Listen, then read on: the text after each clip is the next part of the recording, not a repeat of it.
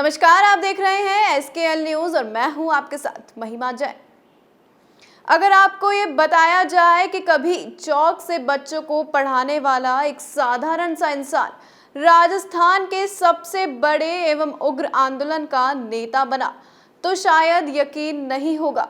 जी हाँ, सर पर चटक रंग की पगड़ी और ठेठ गवई धोती बांधे बैसला पूछे जाने या टोकने पर मसीहाई अंदाज में कहते हैं, मैं सदियों से वंचित इन गरीब लोगों की जिंदगी में तरक्की का उजाला भरना चाहता हूँ।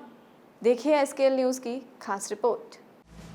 जी हाँ, हम बात कर रहे हैं कर्नल किरोड़ी सिंह बैसला की।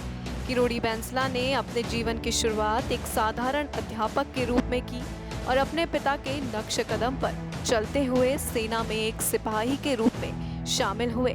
जमीन पर गिरने वाले बीज को भी यह पता नहीं होता कि अगर उसे पानी और उपजाऊ मिट्टी मिले तो वह भी एक विशाल वृक्ष बन सकता है। शायद ऐसा ही कर्नल किरोड़ी सिंह बैसला के सेना में जाने के बाद हुआ। 1962 और 1965 के युद्ध में दुश्मनों का मुकाबला करने वाले कर्नल किरोड़ी सिंह बैसला को उनके अधिकारियों ने रॉक ऑफ जिब्राल्टर का नाम दिया। वहीं उसके साथ ही उसे रैम्बो कहकर पुकारते थे। भारतीय सेना में एक मामूली से सिपाही के रूप में शामिल होने वाले colonel Kirori Singh Bainsla lieutenant colonel के रूप में सेना से सेवानिवृत्त हुए।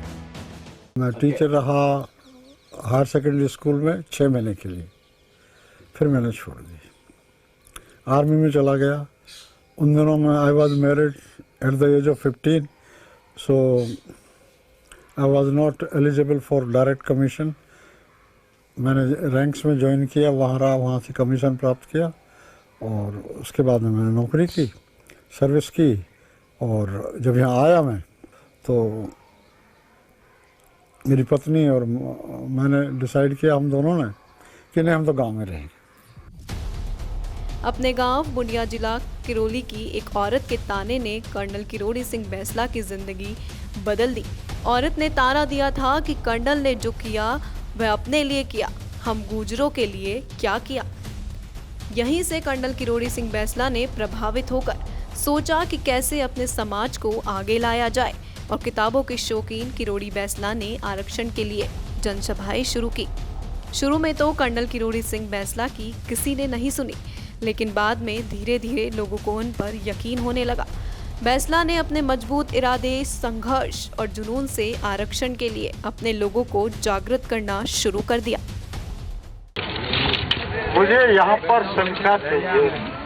अगर आप लोग मुझे अपना लीडर रखना चाहते हैं तो कल दोपहर तक मुझे यहाँ पर 40,000 आदमी चाहिए।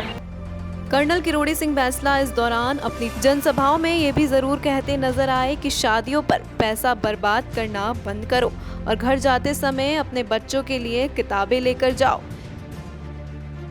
जिससे और दूसरी लड़कियों के परिवार में कर्जा न हो। और तुम MSc हो, MA हो, तो क्या ससुराल जाकर के तुम अपने सास ससुर पे कर्जा करवाओगी? नहीं। इस दौरान बैसला ने तकरीबन 250 से ज्यादा छोटी छोटी नुक्कड़ सभाएं की और अपने पिछड़े गुर्जर समाज को एकजुट करना शुरू किया। फिर क्या था, कभी अपने देश के लिए लड़ने वाला फौजी 3 सितंबर 2006 को रेल की पटरी पर आकर बैठ गया।